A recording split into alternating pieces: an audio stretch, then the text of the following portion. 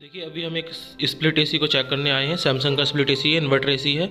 और इसमें जो प्रॉब्लम आ रही है, कस्टमर ने हमें बताया है कि इसमें EH03 का एरर आ रहा है और कस्टमर इसे समझ नहीं पा रहा है और एसी ऑन नहीं हो रहा और बिल्कुल भी कूलिंग नहीं कर रहा है। मतलब ऑन ही नहीं हो रहा है तो कूलिंग तो क्या ही करेगा। इसलिए अभी हम इसे खोलेंगे और चेक करेंगे कि इसमें क्या प्रॉब्लम है। और ये देखिए इसका जो ब्लोअर है वो बिल्कुल भी नहीं चल रहा है। आपको जूम करके वीडियो में हम दिखाने की कोशिश कर रहे हैं।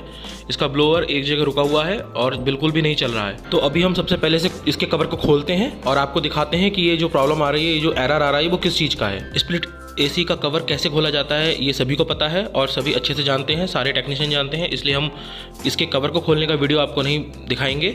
हम इसके कवर को खोल लेंगे और उसके बाद बताएंगे कि इसके अंदर क्या प्रॉब्लम है। देखिए यहाँ पर इसका ब्लोअर बिल्कुल पूरी तरीके से रुका हुआ है। जब हमने इसे हाथ से घुमाया तभी ये घूमा, बिल्कुल भी वर्किंग में नहीं है ये। और कंटिन्यूसली ये EH03 का एरर इसमें शो हो रहा है। तो ठीक है, सबसे पहले हम इसके कवर को खोलते हैं, फिर आपको आगे का प्रोसेस समझाते हैं। ये देखिए हमने इस एसी के कवर को खोल लिया है और कवर को खोलते ही जो सबसे पहली चीज़ हमें यहाँ पर नज़र आई वो है इसकी वायर पर चूहे के दांतों का निशान है।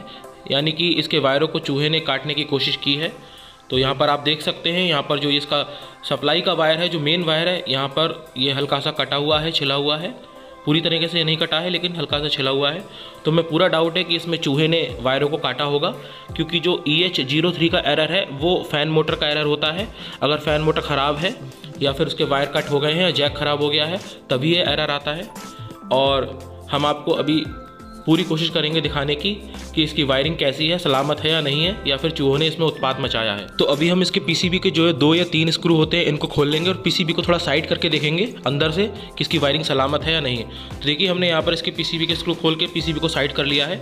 और जो फ़ैन मोटर का जो एक वायर है जो आपस में लूप किया हुआ होता है वो यहाँ पर हमें कटा हुआ दिखाई दे रहा है। तो हमारा जो डाउट था वो बिल्कुल सही बैठा कि यहाँ पर चूहे ने इस तार को काटा है। और इसकी जो स्विंग मोटर होती है उसके तार को भी पूरी तरीके से चूहों ने बिल्कुल काट दिया है और मोटर के तारों को जड़ से काटा है। तो स्विंग मोटर तो हम इसकी चेंज करेंगे, लेकिन सबसे पहले अभी हम ये जो तार हैं जो फ़ैन मोटर के हैं, इन तारों को छील कर आपस में शॉर्ट करेंगे, जोड़ेंगे और फिर एसी को चला करके देखेंगे कि ये चलता है या नहीं। और आपको इसकी स्विंग मोटर भी दिखा देते हैं। ये देखिए इसकी स्विंग मोटर है जिसके वायर को जड़ से बिल्कुल चूहों ने काट दिया है और सारे वायर इसके उड़ा दिए हैं। यहाँ पर वायर नाम की कोई चीज़ दिख ही नहीं रही है और इसका खाली जैक जो है वो PCB में लगा रह गया है। तो हम स्विंग मोटर को खोल लेंगे और जब अगली बार आएंगे तो स्विंग मोटर अपने साथ लेकर आएंगे और इस एसी में स्विंग मोटर को लगा देंगे। और ये देखिए स्विंग मोटर के तार हैं जो बारीक बारीक कटे हुए हमें इस एसी के कवर के अंदर मिले थे। और स्विंग मोटर बिल्कुल जड़ से ख़त्म है, मतलब इसमें शोल्डरिंग करके भी हम इसे नहीं चला सकते, इसकी ये हालत कर दी गई है। ये देखिए जो फ़ैन मोटर के 2 वायर हमें कटे हुए दिखाई दिए थे, हमने उन्हें आपस में छील करके जोड़ दिया है, यानी कि शॉर्ट कर दिया है।